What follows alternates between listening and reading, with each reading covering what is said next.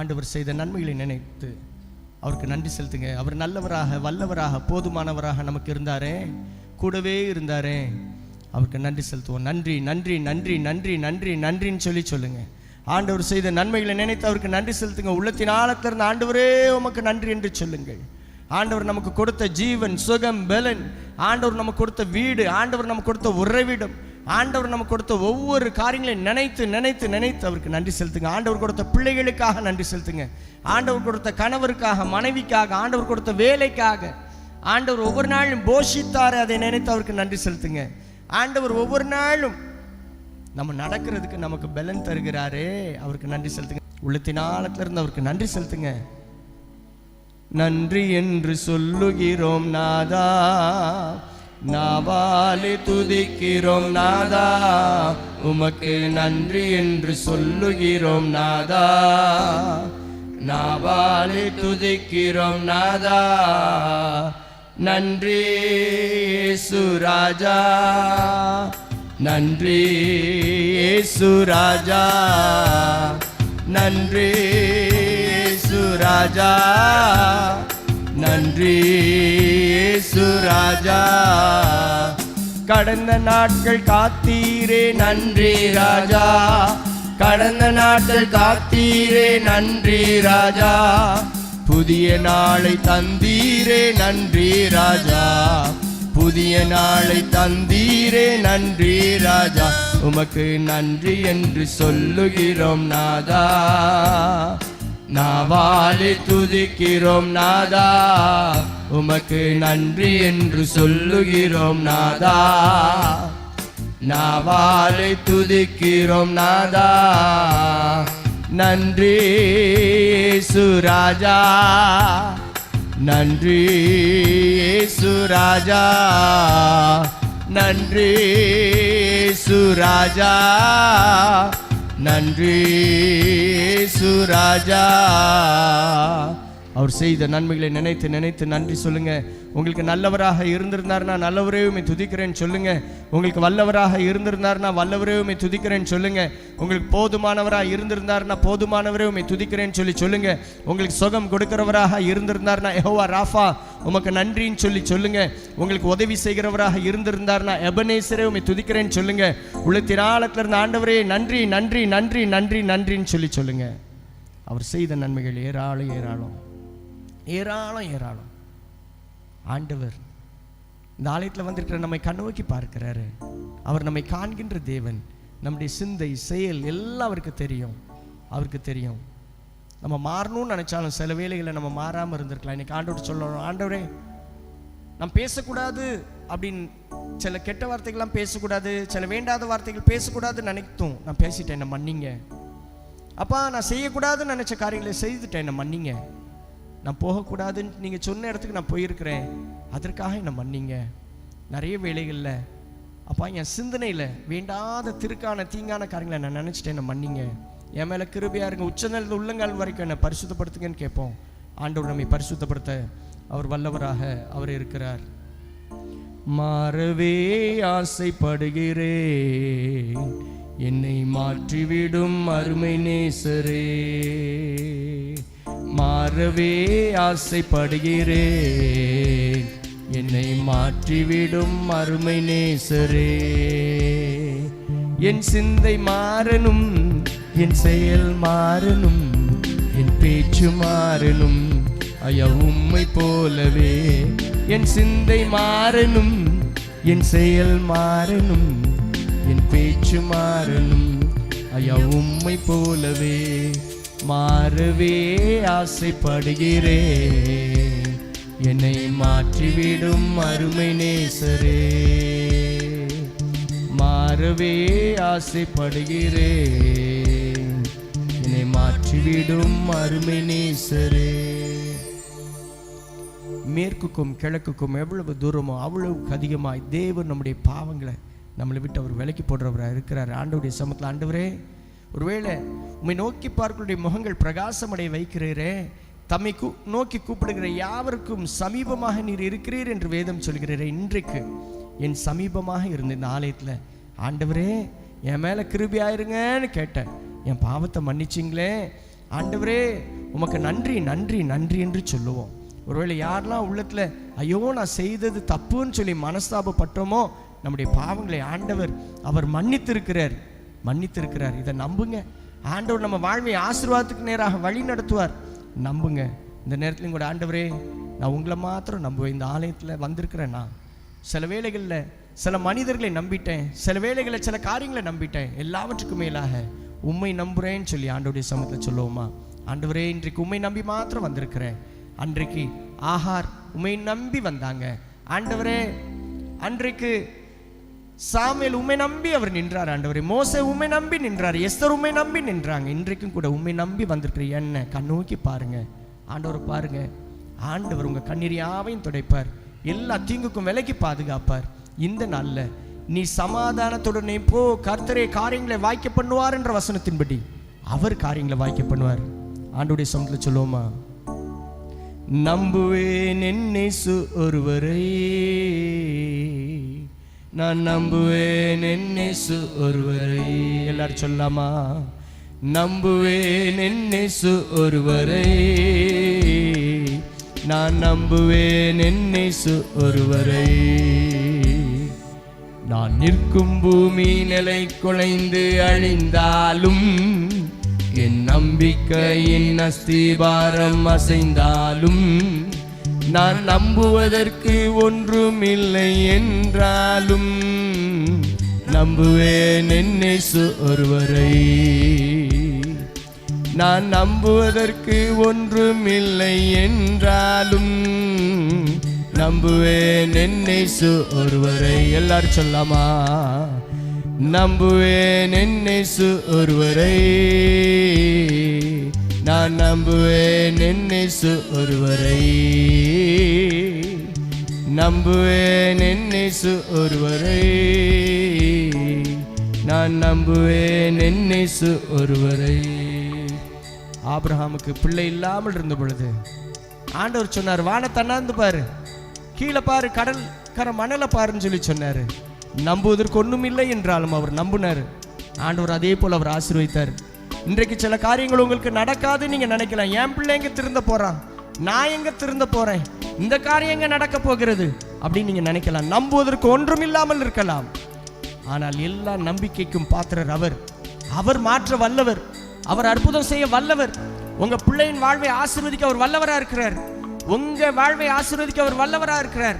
உங்கள் ஆயுள் நாட்களை கூட்டித்தர அவர் வல்லவரா இருக்கிறார். இன்னைக்கு அவரை நோக்கி பார்த்து சொல்லுங்க, ஆண்டவரே நான் உங்களை நம்புவேன், நம்புவேன் என் இயேசு ஒருவரை. இந்த நேரத்தில் நான் உங்களை நம்புறேன் ஆண்டவரே. இந்த ஆராதனையில வந்திருக்கிறேன்னா மருத்துவர்களையும் மற்ற எந்த காரியங்களையும் பரிகாரிகளையும் நான் தேட மாட்டேன், உம்மை நம்புறேன். ஆண்டவர்கிட்ட விசுவாசத்தோட சொல்லி பாருங்க. இன்னைக்கு தேவரீர் என்னை சமாதானத்துடனே போக விடுகிறீர் என்ற வசனத்தின்படி இந்த ஆலயத்திலிருந்து போகும் பொழுது உங்களை சமாதானத்துடனே போக வைப்பார். உங்க கண்களே காணும், அந்நிய கண்கள் அல்ல. அந்த அற்புதத்தை உங்க கண்ணே காணும், அந்த ரட்சணியத்தை உங்க கண்ணே காணும். நடக்காதுன்னு சொன்னது ஆண்டவர் நடக்க வைப்பாரு. தாவீதுக்கு இல்லைன்னு சொன்ன சிம்மாசனத்தை கூப்பிட்டு கொடுத்தாரு.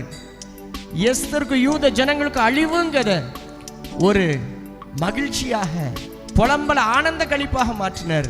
இன்னைக்கு நீங்க ஒருவேளை புலம்பிக்கிட்டு இருக்கலாம், உங்க புலம்பல ஆண்டவர் ஆனந்த கழிப்பை மாற்றுவார். ஆனால் இன்னைக்கு ஒரே ஒன்று சொல்லுவோம், நம்புவேன் என் இயேசு ஒருவரை. எல்லாரும் யாரெல்லாம் நம்புறீங்களோ உங்க கரங்களை உயர்த்தி உங்க வாழ்க்கையில் ஆண்டவர் நன்மை செய்யணும்னு நினைக்கிறவங்க கண்ணை முடிக்கிடுவோம். யாரும் திறக்க வேண்டாம், மனிதர்கள் யாரும் பார்க்க வேண்டாம். ஆண்டவர் முன்னால ஆண்டவர் பார்க்கட்டும். அவரை நம்புகிறவர்களை அவர் கைவிடுகிறவரே அல்ல. இன்னைக்கு விசுவாசத்தோடு எனக்கு இதை செய்வாரு, நான் அவரை நம்புறேன்னு சொல்றவங்க மாத்திரம் கட்டாயம் இல்லை, எனக்காக கை தூக்க வேண்டாம். உங்களுக்கு ஆண்டவர் பார்த்துட்டு இருக்கிறார், அவர் என்னை காண்கிற தேவன் நினைக்கிறவங்க மாத்திரம் உங்க கரங்களை உயர்த்தி சொல்லலாமா? நம்புவேன் என் இயேசு ஒருவரை, நான் நம்புவேன் என் இயேசு ஒருவரை. நம்புவேன் என் இயேசு ஒருவரை, நான் நம்புவேன் என் இயேசு ஒருவரை. நான் நிற்கும் பூமி நிலை குலைந்து அழிந்தாலும், என் நம்பிக்கையின் அஸ்திபாரம் அசைந்தாலும், நான் நம்புவதற்கு ஒன்றுமில்லை என்றாலும், நம்புவேன் என் இயேசு ஒருவரை. நான் நம்புவதற்கு ஒன்றுமில்லை என்றாலும் நம்புவேன் என்னேசு ஒருவரை, நம்புவேன் என்னேசு ஒருவரை. எல்லாரும் சொல்லாமா? நம்புவேன் என்னேசு ஒருவரை. சத்தத்தை உயர்த்தி நம்புவேன் என்னேசு ஒருவரை,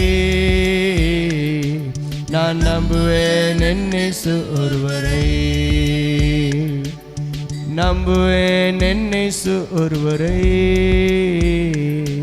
நான் நம்புவேன் என்னேசு ஒருவரை. உம்மை நம்புகிறவர்களை நீர் கைவிடுகிறவரே இல்லை ஆண்டவரே. இந்த நாள் கூட ஆண்டவரே நான் உங்களை நம்புகிறேன். இந்த ஆலயத்தில் வந்திருக்கிறேன். என் தேவைகளை சந்திக்க நீர் வல்லவர், என் வியாதியை நீக்க வல்லவர், என் கடன் பிரச்சனையை நீக்க நீர் வல்லவர். என் ஞானத்தில் நான் குறைவுள்ளப்பா, பரீட்சை எப்படி எழுத போகிறேன்னு தெரியலன்னு சொல்லி ஆண்டவரே இன்றைக்கு என்ன அப்பா நல்ல ஞானவனாக உம்முடைய வாயிலிருந்து வருகின்ற அந்த அறிவு புத்தியினால் என்னை நிரப்ப நீர் வல்லவர்னு சொல்லி யாரெல்லாம் கையை வைத்தாங்களோ பிள்ளைகள் நல்ல தேர்வில் மதிப்பெண்கள் எடுக்க அனுகிரகம் செய்யுங்க. உங்களுடைய பிள்ளைகள் எல்லாரும் நிறைவான நன்மைகளை பெற்றுக்கொள்ள கிருபை செய்யுங்க. விவசாயிகளை ஆசீர்வதிங்க. உங்களுடைய பிள்ளைகள் எந்தெந்த காரியங்களை குறித்து தங்களுடைய பிள்ளைகளை குறித்து பாரத்தோடு ஆண்டவரே உங்களை நம்புகிறேன், என் பிள்ளையை மாற்ற நீர் வல்லவர், என் சூழ்நிலையை மாற்ற நீர் வல்லவர்னு சொல்லி யாரெல்லாம் விசுவாசத்தோடு ஜெபம் பண்ணாங்களோ ஒவ்வொருவருக்கும் நீங்கள் நன்மை செய்கிறபடி நான் நன்றி. விசுவாசிக்கிறவனால் எல்லாம் கூடும் என்ற வசனத்தின்படி, விசுவாசிக்கிறவர்களை பாக்கியவதி என்ற வசனத்தின்படி யாரெல்லாம் விசுவாசத்தோடு உம்மை நோக்கி பார்த்தார்களோ ஒவ்வொருடையும் புலம்பலையும் ஆனந்த கழிப்பாக நீர் மாற்றுகிறபடி நான் நன்றி. ஆண்டவரே உம்முடைய நன்மையினாலே திருப்தி அடைய நீங்கள் அனுகிரகம் செய்யுங்க. எல்லா கனமும் மகிமையும் உமக்கே உண்டாவதாக. இயேசு கிறிஸ்துவின் மூலம் பரம்பதாவே ஆமீன். ஹல்லேலூயா. பிரியமானவர்களே, இந்த அருமையான நாளிலும் உங்கள் மத்தியிலே அழைத்து வந்திருக்கிற ஆண்டவருக்கு நான் நன்றியை தெரிவிக்கிறேன். நல்லா கவனிச்சுக்கோங்க. நிறைய வேளைகளை நம்ம நினைப்போம், ஏன்னா யாருக்கும் தெரியாது. இல்லை, ஆண்டவருக்கு எல்லாம் தெரியும். வாலிப தம்பி தங்கையே நீ நினைக்கலாம் யாருக்கும் தெரியாது. இல்லை, தெரியும். இன்றைக்கு ஏன் வாலிப சகோதர சகோதரிக்குள்ளே அல்லது உலகத்திற்குள்ளே இன்றைக்கு மனுகுலம் சிதைந்து கொண்டிருக்கிறது அல்லது மனிதனையும் சிதைந்து கொண்டிருக்கு அப்படின்னா, கடவுள் என்னை பார்க்கல, யாரும் என்னை பார்க்கல, நான் என்ன செய்வேன், துணிகரமாக செய்வேன் என்கின்ற நினைப்பு உண்டு. ஒரு அருமையான குட்டி பிள்ளை விளையாண்டு கொண்டிருந்தால், ஒரு சின்ன சகோதரி விளையாண்டு கொண்டிருக்கும் பொழுது அவளுடைய இருதயத்தில் ஒரு எண்ணம் தோன்றினது. எல்லாரும் ஏதோ ஒன்று செஞ்சுக்கிட்டு இருக்காங்க, கடவுள் என்ன செய்வார் தெரியலையே. நம்ம எல்லாரும் ஏதோ ஒன்று செஞ்சுக்கிட்டே இருக்கோம், ஆனால் கடவுள் எப்பொழுதும் என்ன செஞ்சுட்டு இருப்பார். அவளுக்குள்ளே ஒரு கேள்வி வந்தது. அவங்க அம்மாட்ட ஓடி போய் சொன்ன, அம்மா அம்மா நான் ஒன்று செய்கிறேன், நீங்கள் இந்த வேலையை பார்க்கிங்க, அப்பா இதை பார்க்காங்க, தம்பி இதை பார்க்குறான், என் வீட்டில் அத்தை அதை செய்கிறாங்க, இவங்க இதை செய்கிறாங்க, எல்லாரும் ஏதோ ஒன்று செஞ்சுக்கிட்டு இருக்காங்க, ஆனால் ஆண்டவர் என்ன செய்வார் அப்படின்னு கேட்டாங்க. ஆண்டவர் இடைவிடாமல் அவர் என்ன செஞ்சிட்டு இருப்பார் அப்படின்னு சொல்லி அந்த சின்ன பெண் அவங்க அம்மாட்ட போய் கேட்டார். What does God do all the time, how does he spend his time அப்படின்னு அவ கேட்டா. அப்போ அவங்க அம்மா சொன்னாங்க, அழகாக சொன்னாங்க, I think God spend in his time in the mending broken things அப்படின்னு சொல்லி சொன்னாங்க. அப்படின்னா என்ன அர்த்தம்னா, கடவுள் என்ன செஞ்சுட்டு இருக்காரு தெரியுமா, உடைந்து போன சிதைந்து போனவர்களை சரி பண்ணிட்டு இருக்காரு. இந்த உலகத்தில் நிறைய பேருடைய வாழ்வு சிதைந்து போயிருக்கிறது, நிறைய பேர் உடைஞ்சு போயிருக்கிறாங்க, அவங்க வாழ்க்கையை கட்டமைக்கிறது தான் ஆண்டவருடைய வேலை அப்படின்னு சொல்லி அந்த தாய் சொன்னாங்க. உண்மையிலேயே இன்றைக்கு ஆண்டவர் எப்படிப்பட்டவராக இருக்கிறார் அப்படின்னு நம்ம பார்த்தோம்னா, உடைந்து போன இருதயத்தை, சிதைந்து போன ஜீவியத்தை, சிதைந்து போன உறவுகளை ஆண்டவர் சீர்படுத்துகிறார். ஹல்லேலூயா. இழந்து போனதை தேடவும் ரட்சிக்கவுமே மனுஷகுமாரன் இந்த பூமிக்கு வந்தார். பாவிகளை ரட்சிக்கவே கிறிஸ்து இயேசு உலகத்திற்கு வந்தார். நம்ம நிறைய நேரத்தில் நம்ம நினைக்கிறோம் ஆண்டவர் நல்லவர்களுக்காகவே இந்த உலகத்துக்கு வந்தார்னு. இல்லை, ஆண்டவர் சிதைந்து போன, ஒருவேளை இன்னைக்கு இந்த ஆலயத்தில் வந்திருக்கலாம், எல்லாம் நான் பெற்றிருக்கிறேன், எனக்கு எல்லாம் இருக்கியா, ஒரு குறையும் இல்லை அப்படிங்க உங்களுக்கு இந்த பிரசங்கம் இல்லை, சரியா? நான் ஏதோ ஒன்றில் பாதிக்கப்பட்டிருக்கேன், நான் உடஞ்சி போய் வந்திருக்கிறேன், ஐயோ இதில் நான் தோல்வி அடைந்து வந்திருக்கிறேன் அப்படின்னு வந்திருக்கிற உங்கள் வாழ்க்கையை ஆண்டவர் சிதைந்து போன அந்த காரியத்தை சரிப்படுத்துவார். ஹல்லேலூயா. பக்கத்தில் இருக்கவங்களை பார்த்து சொல்லுங்கள், கவலைப்படாதீங்க, சிதைந்து போன உடைந்து போன உங்களுடைய காரியங்களை கர்த்தர் சரிப்படுத்துவார். முதலாவதாக நாம் பார்த்தோம் என்றால், உடைந்து போன இருதயத்தை அவர் சரிப்படுத்துவார். சிதைந்து போன மனுகளும் எப்படிப்பட்டதாக இருக்குன்னா, உடைந்து போன இருதயத்தை ஆண்டவர் சரிப்படுத்துவார். பிரசங்கியை நாம் திருப்பி வைத்துக் கொள்வோம். பிரசங்கி 7வது அதிகாரத்தில் 23 29 வசனம் வரைக்கும் சொல்லியிருக்கு. பிரசங்கியில் அந்த 29 வசனம் சொல்லியிருக்கு, இதோ தேவன் மனுஷனை செம்மையாக உண்டாக்கினார், அவர்கள் அநேக உபாய தந்திரங்கள் மூலமாக அவங்க தேடிக்கொண்டார்கள், அவங்க தப்பிதமான வழியை தேர்ந்து கொண்டார்கள் அப்படின்னு சொல்லியிருக்கு. இந்த பிரசங்கியை யார் எழுதுறா அப்படின்னு பார்த்தீங்க அப்படின்னா, சாலமோன் எழுதுறார். சாலமோன் ஞானி எழுதுறார். இவர் சொல்லும் பொழுது இந்த சாலமோன் ஞானி இதை எப்பொழுது பாடினார் அப்படின்னு சொல்லி சொல்றாங்க அப்படின்னு பார்த்தீங்கன்னா, அவர் வயது முதிர்ந்தவராக இருக்கும் பொழுது 1 ராஜாக்கள் 11:4 வாசிச்சோன்னா இந்த பிரசங்கி அவர் ஏன் எழுதினார், இந்த அதிகாரத்தை ஏன் எழுதினார் என்பதை நாம் புரிந்து கொள்ளலாம்.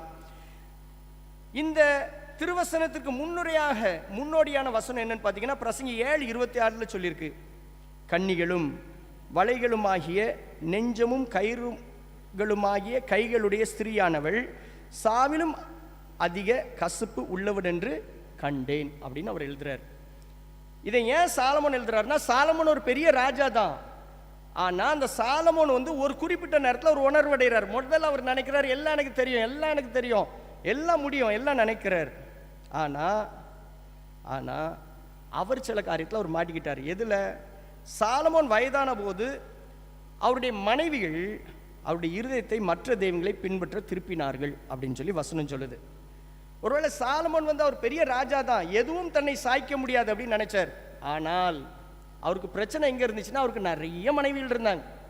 இந்த மனைவிகள் என்ன செஞ்சாங்கன்னா, ஆண்டவர் இடத்துல இருந்து அவரை மெதுவா நகட்டி என்ன செஞ்சிட்டாங்க, கொண்டு போயிட்டாங்க. இன்றைக்கு ஆண்டவருடைய பிள்ளைகளாகி நீங்களும் நானும் இந்த ஆலயத்தில் வந்திருக்கிறோம். ஆண்டவருடைய பிள்ளைகள் தான். ஆண்டவர் கொடுக்கின்ற நிறைய ஆசீர்வாதங்கள், நிறைய காரியங்கள், நாம் அதை ரொம்ப நேசிக்கிறப்போ, ஆண்டவரை விட அதிகமாக நேசிக்கும் பொழுது அது நம்மை ஆண்டவர் இடத்துல இருந்து பிரித்து விடுகிறது. அதான் அங்கே சாலமோன் சொல்றாரு. நீங்க 7ஆம் அதிகாரம் 26வது வசனத்திலே பார்க்கலாம், தேவனுக்கு முன்பாக சர்க்குணனாயிருக்கிறவன் அவளுக்கு தப்புவான், பாவியோ அவளால் பிடிபடுவான் அப்படின்னு ஒரு காரியத்தை சொல்றார். வாலிப தம்பி தங்கையே, ஒருவேளை இந்த நாளில் நீங்க ஆலயத்தில் வந்திருக்கலாம். இன்றைக்கு எதினாலே பிடிக்கப்பட்டு இருக்கிறீர்கள்? இதுல சொல்லியிருக்கு, பிசாசானவன் வைக்கின்ற கண்ணிக்கு சர்க்குணனாக இருக்கிறவன், ஆண்டவருக்கு முன்னால தேவனுக்கு முன்பதாக சர்க்குணனாக இருக்கிறவன் அதுல இருந்து தப்பிச்சுக்கிடுவானா, ஆனால் பாவியோ அவளால் பிடிக்கப்படுவான். நயவஞ்சமான வார்த்தைகள், வேண்டாத காரியங்களை சிக்குண்டு அங்கே மாட்டிக்கொள்கிறவர்கள் உண்டு. சிலர் சொல்லுவாங்க, ஐயா என் பிள்ளை ரொம்ப நல்ல பிள்ளையா, சின்ன வயசுல அவ ரொம்ப நல்ல பிள்ளையா இருந்தா, குனிஞ்சதால நிமிர மாட்டா, சர்ச்சுக்கு போவா வருவா, ரொம்ப நல்ல பிள்ளையா இருந்தா. ஆனா பாருங்க, இந்த வாலிப வயசு வந்த உடனே சில பேர் சேரக்கூடாத பிள்ளைகிட்ட சேர்ந்துட்டு அப்புறம் ஐயோ ஒரு இடத்துல அவர் கால் நிக்க மாட்டேக்கவா, காலு இப்போ ரொம்ப சேட்டை பண்றாயா, என்ன செய்யனே தெரியலன்னு சொல்றவர்கள் உண்டு. நம்ம ஊர்ல ரொம்ப நல்ல பிள்ளைங்க, நல்ல பிரச்சனை இல்லை. சில இடத்துல அப்படி சொல்லுவாங்க. அதே போல வாலிப தம்பிமாரை குறித்து சொல்லுவாங்க, ரொம்ப நல்ல பையன் என் பையன், ரொம்ப தங்கமான பையன், எதிர்த்து பேச மாட்டான், எதனாலும் அப்படியே செய்வான். ஆனா இப்போ அப்படி இல்லை. இப்போ ஐயோ அவன் வாயிலிருந்து வர்ற வார்த்தையை கேட்க முடியல, என்ன காயப்படுத்துது, எதையும் சொன்னா உடனே செய்ய மாட்டேங்கான், மேக்கப் போனா கிழக்க போறான், கிழக்க போனா மேக்கப் போறான், இப்போ என்ன செய்யனே தெரியலையா, அப்படியே மாறிட்டான் என்று சொல்லுகிறவர்கள் உண்டு. நம்ம ஊர்ல ரொம்ப நல்ல பையங்க அப்படி இருக்க மாட்டாங்க, சொன்னா அப்படியே சொக்க தங்கம், எல்லா வேலையும் என்ன செய்வாங்க, நல்லா தம்பி மாதிரி செய்வாங்க. ஆனா சில இடத்துல அப்படி சொல்லுவது உண்டு. ஏன் அப்படின்னு பார்த்தீங்க அப்படின்னா, பிசாசானவன் இன்றைக்கு என்ன செய்யறான் அப்படின்னா, பிள்ளைகளுடைய வாழ்வை சிதைக்க வேண்டும் என்று விரும்புகிறான். இன்றைக்கு வருகின்ற மொபைல் ஃபோனாக இருக்கட்டும், இன்னைக்கு இருக்கின்ற காரியங்களாக இருக்கட்டும், சிதைக்கிறது. ஒரு கல்லூரிக்கு போயிருந்தேன். அந்த கல்லூரியில் இருக்கும் பொழுது அந்த கல்லூரியில் ஒரு வக்கீல் வந்தார். அந்த வக்கீல் என்னென்ன இங்கே நிற்கிங்கன்னு. அப்போ அவர் சொன்னார், ஐயா அந்த காலேஜில் ஒரு பொண்ணுக்கு பிரச்சனைனார். என்னன்னு கேட்டால் அவர் சொன்னார், குடிஞ்ச தலை நிமிராத பிள்ளையா, ரொம்ப நல்ல பிள்ளை, அவங்க அப்பா பெரிய கோடீஸ்வரர், நல்ல பணம், ஆனால் ரொம்ப நல்ல பிள்ளை. ஆனால் திடீர்னு ஒரு வீட்டுக்கு ஒரு மிஸ்டு கால், ஒரு ஃபோனில் அவங்க அப்பாவுக்கு மிஸ்டு கால் வந்துச்சு. இவ எடுத்தா ஹலோ அப்படின்னு கேட்ட உடனே அவர் இவங்க இருக்காங்களான்னு ஒரு பேரை சொல்லி கேட்குறாரு. உடனே இல்லையே சாரி ராங் நம்பர்னு வச்சுட்டாங்க. ஆனால் 2 நாள் கழித்து திருப்பி அதே நம்பர்லேருந்து கால் வந்துச்சு. இவ எடுத்து ஹலோ அப்படின்னொடனே அந்த குரல் சொல்லிச்சு, ஐயோ கீழே வச்சுறாங்க, உங்கள் குரல் ரொம்ப நல்லா இருக்கு, உன்கிட்ட பேசிகிட்டே இருக்கணும் போல் இருக்கு, நான் ஒன்றுமே செய்ய மாட்டேன், நான் ரொம்ப ஜென்டில்மேன், அதனால கொஞ்சம் பேசுமா, உன் சத்தத்தை கேட்கணும்னு தான் நான் கேட்டேன். இப்படி கொஞ்சம் ஒரு மாதம் அப்படி ஓடிச்சு. அப்புறம் அவன் சொன்னான், உன் சத்தமே இவ்வளோ அழகாக இருக்கு, நீ எவ்வளோ அழகாக இருப்ப, உன்னை பார்க்கணும்ல. அவன் மெதுவாக சொன்னான். இவள் அப்படி கொஞ்சம் கொஞ்சமாக அவள் ஆண்டோடைய சமூகத்தில் இருந்து அப்படியே விலகி போனான். என்ன நடந்தது? குறிப்பிட்ட நாட்கள் கடந்தது. அவன் சொன்னான், இங்கே பாரு, உன்னை கல்யாணம் முடிக்காமல் நான் வாழ முடியாது, நீ சென்னைக்கு வந்துரு, இது உண்மையிலே நடந்த சம்பவம், சென்னைக்கு நீ வந்துரு. இவ சொன்னா, இல்லை இல்லை நான் எங்கள் அப்பா அம்மாவுக்கு ரொம்ப பிரியமானவள், நான் ஒரே பொண்ணு, நான் சர்ச்சுக்கெலாம் போய் நான் ரொம்ப ஒழுங்காக இருக்கேன். அவன் சொன்னான், இங்கே பாரு, நீ வராட்டா நான் செத்து போயிடுவேன் அப்படின்னு சொல்லிட்டு அவன் என்ன செஞ்சான் அப்படின்னா, அவன் வாட்ஸ்அப்பை பாருன்னு கட் பண்ணிட்டான். அவன் வாட்ஸ்அப் எடுத்து பார்த்தா அதில் அவன் ரத்தத்தை எடுத்து எழுதியிருந்தான், நீ இல்லாமல் நான் இல்லை, நாம் இல்லாமல் உலகம் இல்லை, நாம் இருவரும் இல்லை என்றால் வாழ்வே இல்லை அப்படின்னு அவன் எழுதியிருந்தான். இதை பார்த்ததும் அத்தான் அவர் ரத்தத்திலேயே எழுதிட்டாரே, அப்படின்னு சொல்லி அவளுக்கு அப்படியே மயங்கிட்டா. திருப்பி ஃபோன் பண்ண அதே நம்பருக்கு, ஐயோ எதுவும் செஞ்சிடாதீங்க, நான் வந்துடுறேன். அவள் இருட்டோடு இருட்டாக பணம் நகை எல்லாத்தையும் எடுத்து வச்சுட்டு கிளம்பிட்டா. அவள் வேகமாக இரவில் ஓடி போனாள். அவன் சொன்னான், நான் நல்ல கம்பெனியில் வேலை பார்க்கலான்னு சொல்லியிருந்தான். ஆனால் சென்னையில் போய் அவன் இறங்கின உடனே அவளை கூப்பிட்றதுக்கு அவன் ரெடியாக இருந்தான். அவன் கூட்டிகிட்டு போனான். கூட்டிகிட்டு போய் பார்த்தா அவன் சொன்னது போல் அவன் பெரிய வேலையெல்லாம் ஒன்றும் பார்க்கல, பெரிய வீடு எல்லாம் ஒன்றும் இல்லை. ரோட்டு ஓரத்தில் இருக்கிற ஒரு ஸ்லம் ஏரியாவில் ஒரு சப்புடாவில் அங்கே ஆஸ்ட்ரா ஷீட் போட்டிருந்ததில் தான் அவன் இருந்தான். அவன்கிட்ட ஒரு பைக் மட்டும் நான் இருந்துச்சு. இந்த பைக்கை பார்த்து தான் இவன் ஏமாந்துட்டான். நிறைய நேரம் இன்றைக்கி நம்ம பிள்ளைங்க அப்படி தான், எதை பார்த்து ஏமாந்துருவாங்க. பைக்கில் வரான், காரில் வரான், எப்படி இருக்கான் எதுவும் பார்க்க மாட்டாங்க. அதை பார்த்த உடனே இன்னும் அழகாக போகிறாரு அப்படின்னு நினச்சி செஞ்சுருவாங்க, மயங்கிடுவாங்க. இவ்வளோ அதே போல் அங்கே போனால் இருந்தாலும் அவன் சொன்னா, சரி என்னை நேசிக்கிற ஒருத்தர் கிடச்சிட்டாரே அப்படின்னு சொல்லி அவரோடு வாழ ஆரம்பித்தாள். பக்கத்தில் இருக்க கோயிலில் போய் கல்யாணம் முடிச்சிட்டாங்க. 1 மாதம் ஆனது, அவன் நல்லா குடும்பம் நடத்திட்டு இருந்தான். 2வது மாதம் ஆனது, அவன் வேலைக்கு போகலை. இவ சொன்னா, என்னங்க வேலைக்கு போங்க.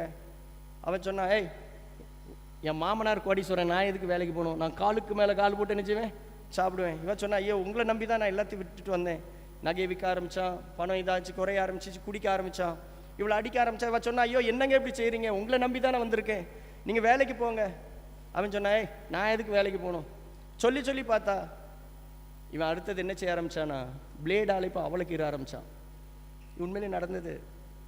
அவளை கீறினோடனே அவள் ரத்தம் வந்துச்சு. அவள் அதெல்லாம் பொறுத்துக்கிட்டா. என்னங்க அவள் பொறுத்துக்கிட்டே இருந்தா.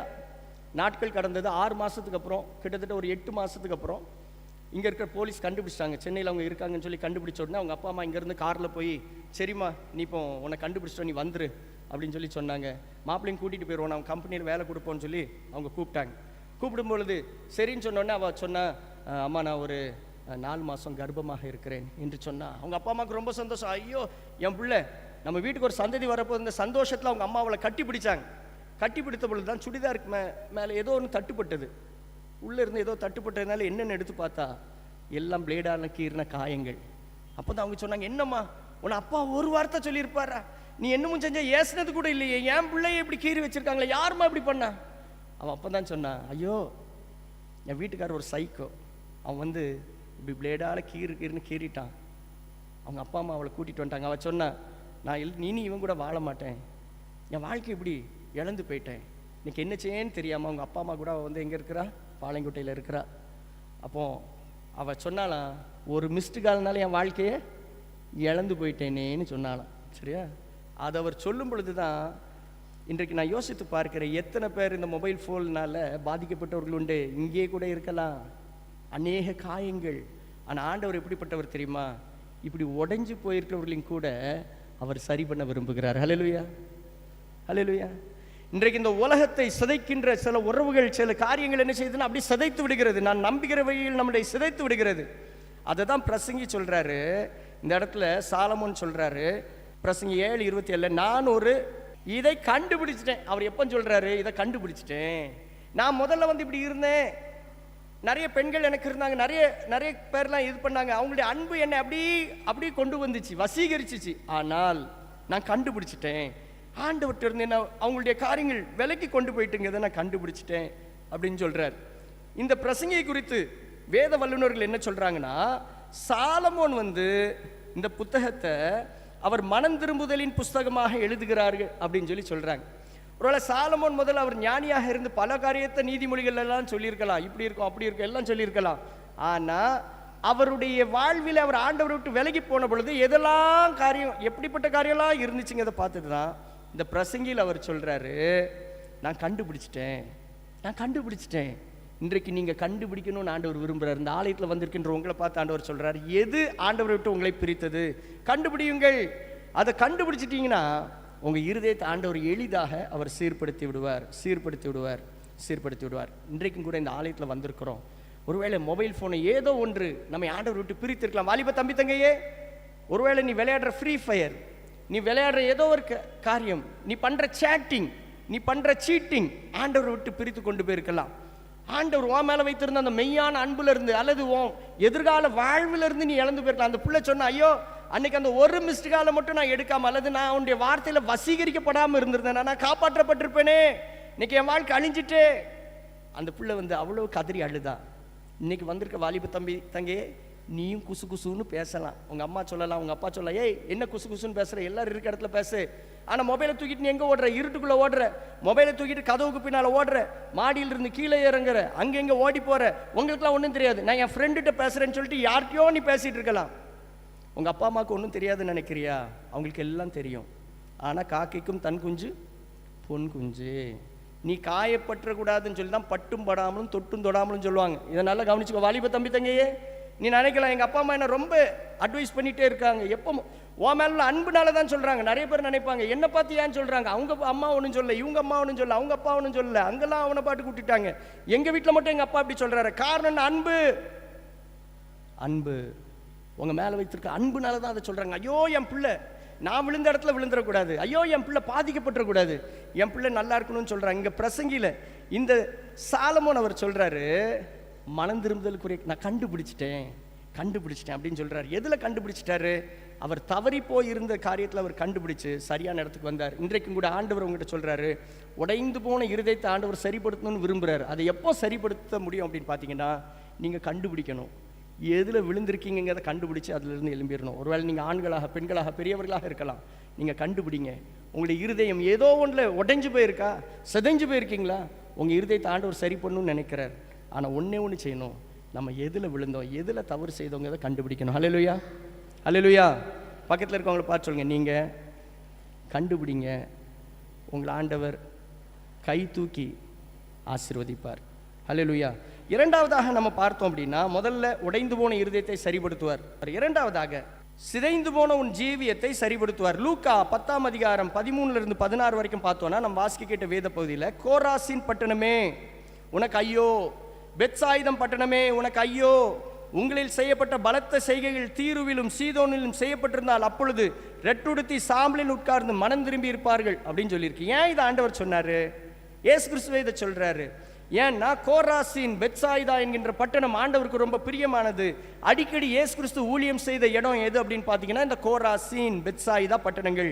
ஆனால் தீரு சீதோன் என்கின்ற இடத்துல ஆண்டவருடைய கால்கள் படவில்லை, இயேசுவின் கால்கள் அதிகம் அங்கே படவே இல்லை. ஆண்டவர் சொன்னார், இந்த கோராசின் பெத்சாயிதால தான் அதிகமாக அற்புதம் செய்கிறார், இந்த கோராசின் பெத்சாயிதால தான் ஆண்டவர் நிறைய நன்மை செய்தார். அதனால அவர் சொன்னார், நான் உங்களுக்குள்ள உலாவுனேன், உங்கள் ஊருக்குலாம் வந்தேன், ரொம்ப முக்கியமான பட்டணமாக உங்களை வைத்திருந்தேன், ஆசீர்வதிச்சேன், ஆனால் நீங்கள் நான் சொன்னதை கேட்காம விலகி போயிட்டீங்களேன்னு ஆண்டவர் கேட்டார். பிரியமானவர்களே, இந்த கோராசின் பெத்சாயிதா ஆண்டவர் அநேக அற்புதம் செய்தார். கலிலேய பகுதியில் அமைந்த பட்டணம் தான் இந்த கோராசின் பெத்சாயிதா பட்டணங்கள். பிரதான பட்டணம். இந்த பட்டணம் ரொம்ப பிஸ்னஸில் அது நன்றாக சிறந்து விளங்கின பட்டணம். அது மாத்திரமல்ல, கப்பர்நகூமிலிருந்து 2.5 கிலோமீட்டர் தான் இந்த கோராசின் பெத்சாயிதா பட்டணங்கள். செல்வ செழிப்பான பட்டணம்.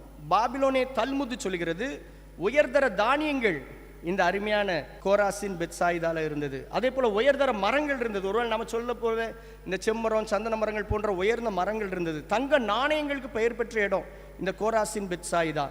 விவசாயம், பணம், செழிப்பு எல்லாம் இருந்ததுனால ஆண்டவருடைய வார்த்தையை விட எது ரொம்ப பிடிச்சதாக அவங்களுக்கு இருந்துச்சு அப்படின்னு பார்த்தீங்க அப்படின்னா, இந்த பணம், செழிப்பு தான் அவங்களுக்கு ரொம்ப பிடித்ததாக இருந்தது. 25 ஏக்கர் பரப்பளவு உள்ளது தான் இந்த கோராசின் பட்டணம். 5 தெருக்கள் இதில் இருந்தது. அங்கே மாளிகைகள் இருந்தது. அதுக்கு நடுவில் என்ன இருந்தது அப்படின்னு பார்த்தீங்கன்னா, சினகாக் இருந்தது, தேவ ஆலயம் இருந்தது. அந்த தேவாலயத்தில் என்ன இருந்தது அப்படின்னு பார்த்தீங்கன்னா, மோசேயினுடைய அந்த சீட் இருந்துச்சு. மோசே நியாயம் விசாரித்த அந்த சீட் எங்கே கண்டுபிடிக்கப்பட்டுச்சுன்னு பார்த்தீங்கன்னா, இந்த கோராசின்ல தான் கண்டுபிடிக்கப்பட்டது. 1926ஆம் ஆண்டு மோசேயினுடைய அந்த நியாயாசனம் கண்டுபிடிக்கப்பட்ட இடம் எது அப்படின்னு பார்த்தீங்கன்னா, இந்த கோராசின் தான். பிரியமானவர்களே, இந்த கோராசினை ஒரு முக்கியமான பட்டணமாக வைத்திருந்தார். ஆனால் இந்த கோராசின் ஆண்டவரை மறந்து போனார்கள். அதனால தான் ஆண்டவர் சொன்னார், நான் உனக்குள்ளே வந்ததுக்கு பதிலாக தீரு சீதோனுக்கு நான் போயிருந்தா நலமாக இருந்திருக்குமே. டோனாவூர்னு சொன்னால் உலகத்தில் இருக்கிற எல்லாருக்கும் தெரியும், சரியா? உலகத்தில் எந்த மூலையில் போய் டோனாவூர் அப்படின்னா உடனே சொல்லுவாங்க, அங்கேயா எம்மி கார்மிக்கலம்மா வந்தாங்க சொல்லிடுவாங்க. அங்குள்ள மக்களை ஏப்பா பாரம்பரியம் மிக்கவர்கள் எல்லாம் சொல்லுவாங்க. ஆமாம், அதே தான் இன்னைக்கு உங்களையும் என்னையும் பார்த்து சொல்கிறார், டோனாவூரே டோனாவூரே. கோராசினையும் பெத்சாயிதாவும் பார்த்து கேட்டது போல ஆண்டவர் கேட்குறாரு. வாலிப தம்பி தங்கையே, பெரியவர்களே, நம்மளை பார்த்து கேட்குறாரு, நான் உனக்குள்ள உள்ளாவுனேன், உன்னை ஆசீர்வதிச்சேன், எல்லாம் கொடுத்தேன், இன்னைக்கு நீ உயர்ந்திருப்பது நான் உனக்கு கொடுத்த கிருபை. ஆனால் நீ ஆண்டவருக்கு நன்றி உள்ளவனாக இருக்கிறாயா? நான் இதுக்கு பதிலாக நான் ஒருவேளை தீருலும் சீதோன்லையும் நான் போய் அற்புதம் செஞ்சுருந்தேன்னா அங்கே இது பண்ணால் கூட அவங்க ரெட்டுடுத்தி சாம்பல் உட்காந்துருப்பாங்க. நம்ம லெந்து நாளைக்குள்ளே போக போகிறோம், அதுக்கு முன்னாலே ஆண்டவர் நம்மளை சீர்படுத்த சொல்கிறாரு. ஒருவேளை நான் வேற இடத்துக்கு போயிருந்தா அவங்க என்னைக்கோ திருந்திருப்பாங்க. ஆனால் இன்றைக்கும் ஆண்டவருடைய பிள்ளை என்று சொல்லப்படுகின்ற நீங்களும் நானும் எப்படி இருக்கிறோம், அதை தான் ஆண்டவர் கேட்குறாரு. இந்த கோராசீனையும் பெத்சாயிதாவும் பார்த்து ஆண்டவர் அதை தான் சொன்னார். நான் உனக்கு நடுவில் செஞ்ச அற்புதத்தையும் உனக்கு நடுவில் செஞ்ச அடையாளங்களையும் நான் வேற யார்கிட்டயோ செஞ்சிருந்தேன், அவங்க ரெட்டுடுத்தி சாம்பல் உட்காந்துருப்பாங்க, ஆனால் நீ இன்னும் திருந்தலையேன்னு ஆண்டவர் சொன்னார். நம்ம ஊரில் இருக்கவங்க ரொம்ப நல்லவங்க தான், ஆனால் சீர்தூக்கி பார்ப்போம். இந்த டோனா ஊர், ஒருவேளை என் பேரை போட்டு பார்க்குறேன் அதே இடத்துல எமில், உனக்கு நான் செய்த அற்புதம், உனக்கு நான் செய்த அடையாளங்கள், உன்னை நடத்தின விதம் வேற யாருக்கோ செஞ்சிருந்தா அவங்க ரெட்டுடுத்தி சாம்பலில் உட்கார்ந்துருப்பாங்களே, நீ செய்திருக்கிறியான்னு என்னை பார்த்து ஆண்டவர் கேட்குறார். இதே தான் உங்களை பார்த்து உங்கள் பேரை வச்சுக்கோங்க. அந்த அந்த கோராசின் பெத்சாயிதாங்க இடத்துல உங்கள் பேரை வச்சு நீங்கள் சொல்லி பாருங்கள், உங்கள் பேரை வச்சு சொல்லி பாருங்கள். உனக்கு செய்த அற்புதங்கள் அடையாளம், உனக்குள்ளே நான் உலாவுனேன், உனக்கு எல்லாம் தந்தேன், உனக்கு செய்ததை நான் இன்னொருத்தன் யாரோ ஒருத்தருக்கு நான் செய்திருந்தான், அவன் ரெட்டுடுத்தி சாம்பல் உட்காந்துருப்பான், நீ செஞ்சியா அப்படின்னு ஆண்டவர் கேட்குறார். ஒருவேளை நம்முடைய கிராமத்தை பார்த்து கேட்குறாரு, இந்த டோனாவரை பார்த்து கேட்குறாரு, நான் உனக்கு இதெல்லாம் செய்திருக்கிறேன், நீ எப்படி இருக்கிற? இன்றைக்கு ஒருவேளை ஆண்டவருடைய பிள்ளைகளாகிய நம்மகிட்ட ஆண்டவர் கேட்குறாரு, கோராசின் இடத்தில் உங்கள் பெயரை வைத்து பாருங்கள், உங்களிடத்தில் கர்த்தர் செய்த அற்புதங்களை, ஆண்டவர் செய்த நன்மைகளை நினைத்து பாருங்கள், அதை ஒருபோது மறவாதிருங்கள். ஹல்லேலூயா.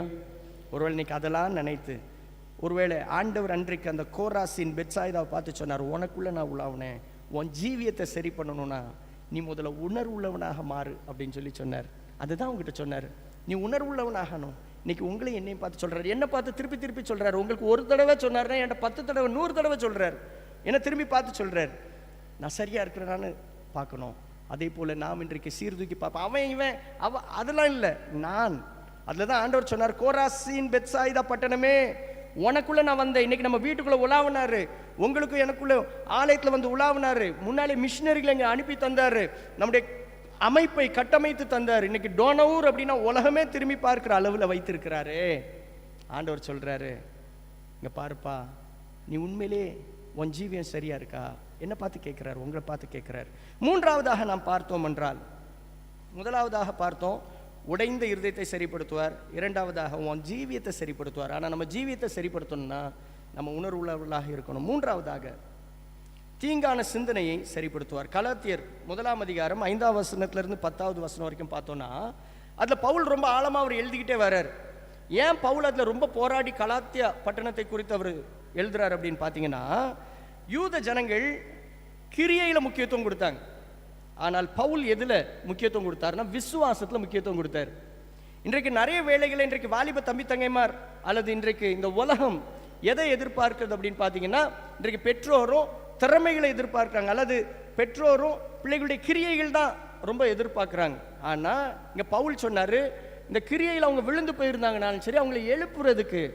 ஏன்னா பவுல் சொன்னார், விசுவாசத்தால் நீதிமான் பிழைப்பான் அவர் சொன்னார்.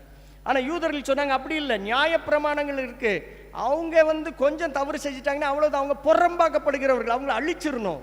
இன்னைக்கு நிறைய வேளைகளை நம்ம பையங்க நம்ம பிள்ளைங்க தப்பு செஞ்சுட்டா நம்ம என்ன நினைக்கிறோம்னா, என் பிள்ளை அவ்வளோதான், அதை அழிச்சிடணும், இனி அவ்வளோதான், நீ ஒப்பேற மாட்ட, கை கழுவிடுவது உண்டு. இல்லை, ஆண்டவர் என்ன சொல்றாருன்னா ஏற்றுக்கொள்ள சொல்றாரு. இதை தான் பவுல் சொன்னார். பவுல் சொன்ன பொழுது இந்த கலாத்தியில் இருந்த மக்களுக்கு ரொம்ப எரிச்சலை உண்டாக்கினது. ஏன்னா அவங்க சொன்னாங்க, இப்படி எல்லாத்தையும் ஏற்றுக்கிட்டா நாளைக்கு அந்த சர்ச், நாளைக்கு அந்த அந்த கட்டமைப்பு எல்லாம் உடைஞ்சு போயிருமே அப்படின்னு சொன்னாங்க. ஆனால் இயேசு கிறிஸ்து எதுக்கு இந்த பூமிக்கு வந்தார்? பாவிகளை ரட்சிக்க தான் இந்த பூமிக்கு வந்தார். ஒருவனையும் புறம்பே தள்ளுகிறவர் அல்ல. வாலிப தம்பி தங்கையே, நீ என்ன தப்பு வேணாலும் செஞ்சிருக்கலாம், இன்னைக்கு இயேசு கிறிஸ்துட்டவா, அவர் நீ ஏற்றுக்கொள்வார். ஐயாவே அம்மாவே, உங்களை மன்னிக்காதவர்கள் எவ்வளோ பேர் இருக்கலாம், ஆனால் ஆண்டவர் உங்களை மன்னிக்கிறார். இதை மறந்து போகாதீர்கள். நம்ம பிள்ளைங்கிட்ட நமக்கு ரொம்ப சொல்லிக் கொடுக்க வேண்டியது, உங்களை ஆண்டவர் மன்னிக்கிறாருங்கிறத என்ன செய்யணும், சொல்லிக்கிறோம். ஹல்லேலூயா. ஒரு நிறைய நேரத்தில் நம்ம மன்னிக்கிறது இல்லை, ஆனால் ஆண்டவர் நம்மை மன்னித்து அவர் ஏற்றுக்கொள்கிறார். வாலிப தம்பி தங்க, நீ என்ன தப்பு செஞ்சிருந்தாலும் சரி இன்னைக்கு ஆண்டவர்கிட்ட வா, உன்னை ஏற்றுக்கொள்வார்.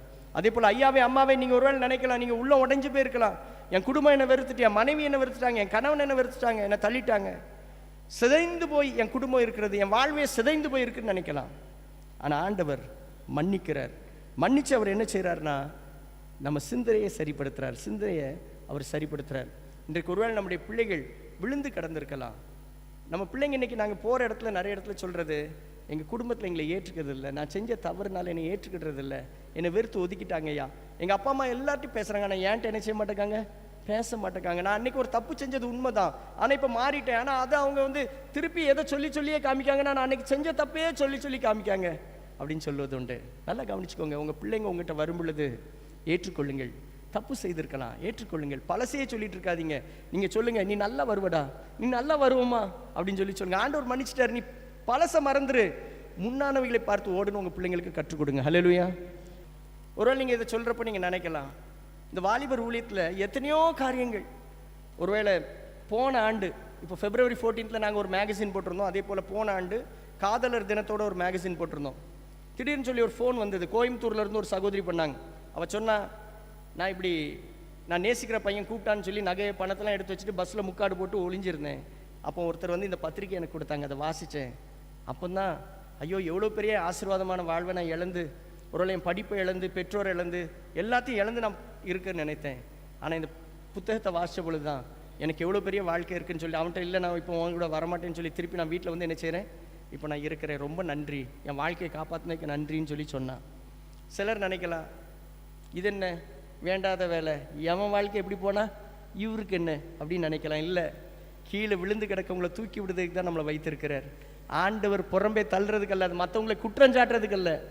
உங்களில் பாவம் செய்யாதவன் முதல்ல என்ன செய்யட்டும், கல்லறி இருக்கட்டும். நீ போய் நீ பாவம் செய்யாதேன்னு தான் என்ன செஞ்சார் சொன்னார். இன்னைக்கு ஆண்டவருடைய ஆலயத்தில் வந்துருக்கிற உங்களை என்னையும் பார்த்தா தான் ஆண்டவர் சொல்கிறார், உங்கள் சிந்தனையை சரிப்படுத்துங்க, உங்கள் பிள்ளைகளை ஏற்றுக்கொள்ளுங்கள், தவறு செய்தவர்களையும் ஏற்றுக்கொள்ளுங்கள், உங்கள் சிந்தனையை சரி பண்ணுங்க. என் பிள்ளை இந்த தப்பு செஞ்சுட்டு இனி அவன்கிட்ட பேச மாட்டேன்னு இருந்தீங்கன்னா இன்னைக்கு தீர்மானம் எடுங்கள், என் பிள்ளைகிட்ட நான் பேசுவேன். என் பிள்ளையை காப்பாற்றுறதுக்குன்னு தான் என்னை வைத்திருக்கிறார், என் பிள்ளையை அரவணைக்கிறதுக்கு தான் என்னை வைத்திருக்கிறார், என் மனைவியை, கணவனை, என் குடும்பத்தை அரவணைக்கிறதுக்கு தான் வைத்திருக்கிறார் என்று உங்கள் சிந்தனைகளை சரிப்படுத்துங்கள். கிறிஸ்து எப்படி நமக்கு மன்னித்தாரோ அதே போல் நாமும் பிறரை மன்னித்து ஏற்றுக்கொள்வோம். ஹல்லேலூயா. இந்த சிதைந்த மனுகுலம் சரியாக வேண்டுமா? 3 காரியத்தை ஆண்டவர் செய்வேன்னு சொல்கிறார். முதல்ல, உடைந்த உள்ளத்தை சரிப்படுத்துவார். 2வது, சிதைந்து போன உன் ஜீவியத்தை சரிப்படுத்துவார். 3வது, தீங்கான சிந்தனையை சரிப்படுத்துவார். தலைகளை தாழ்த்தி நாம் ஜெபம் செய்வோம். ஆண்டவருடைய சமூகத்தில், ஆண்டவரே என் மேலே கிருபையா இருங்க. உடைந்து போன உள்ளத்தோடு நீங்கள் வந்திருக்கலாம், உங்களை தள்ள மாட்டார், உங்களை சரிப்படுத்துவார். நீங்கள் எதுலையோ சாய்ந்து போயிருக்கலாம். சாலமோன் ராஜா பெரிய அரசர் தான், ஆனால் அவர் சாய்ந்து போனார். அங்கே இருந்த பெண்களுடைய அந்த சில காரியங்கள் ஆண்டவர் விட்டு விலகி கொண்டு போயிட்டு, இன்னைக்கு உங்களை விட்டு விலக்கி கொண்டு போன சில காரியம் இருக்கலாம். வாலிப தம்பி தங்க, ஐயாவே அம்மாவே, உங்களை சில காரியம் உங்கள் வாழ்க்கை சிதைந்து போனது போல் இருக்கலாம். இன்னைக்கு ஆண்டவர் அந்த நொறுங்கி போன இருதயத்தை அவர் சரிப்படுத்துவார்.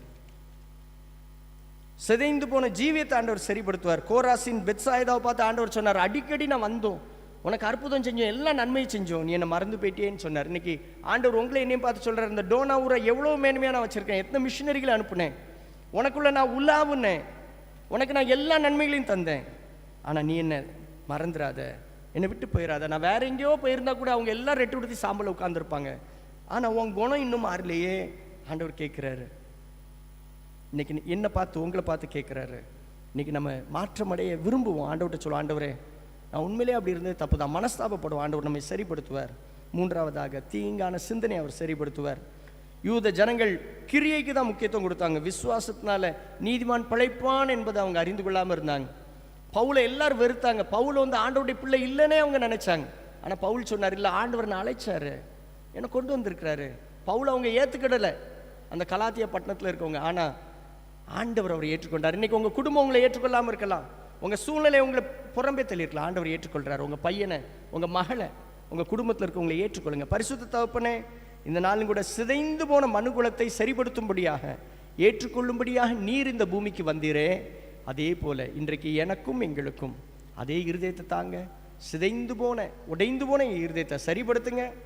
ஆண்டவரே நீரே கிருபையாக இறங்கி சிதைந்து போன எங்கள் ஜீவியத்தை சரிப்படுத்துங்க. ஆண்டவரே தீங்கான எங்கள் சிந்தனையை சரிப்படுத்துங்க. நீர் எங்களை ஏற்றுக்கொண்டது போல நாங்களும் பிறரை ஏற்றுக்கொண்டு அப்பா சிதைந்து போன காரியங்களை சரிப்படுத்த அனுகிரகம் செய்யுங்க. இயேசு கிறிஸ்துவின் மூலம் பரம்பிதாவே, ஆமீன். ஹல்லேலூயா. இளைஞனே எழுந்திரு, சரித்திரம் படைத்திடு, கர்த்தரின் சமூகம்